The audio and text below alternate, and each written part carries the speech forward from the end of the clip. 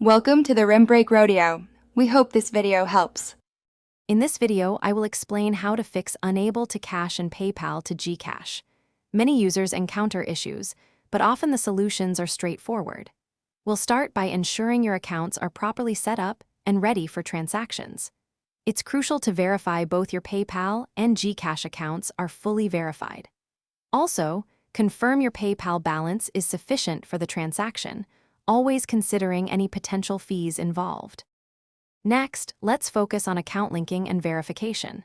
Your PayPal account must be correctly linked to your GCash, and it's vital that the names on both accounts match exactly to prevent any discrepancies. Also, ensure your GCash email address is the same as your PayPal email.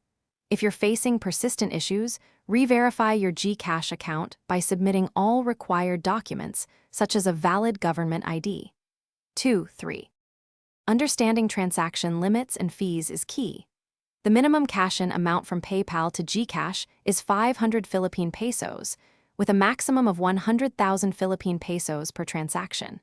While there's generally no fee for peso transfers, converting foreign currency incurs a PayPal fee, typically 3 or 4%. Linking your PayPal can increase your GCash wallet limit to 500,000 Philippine pesos, so always check your current limits. 1, 7, 11. Finally, if you've tried these steps and still can't cash in, it's time for advanced troubleshooting. First, try clearing your app's cache and data, or attempt the transaction on a different device or internet connection.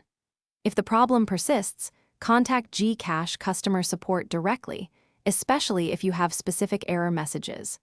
For issues seemingly originating from your PayPal account, reach out to PayPal's support team for assistance. Thanks for watching. Consider subscribing if we helped you.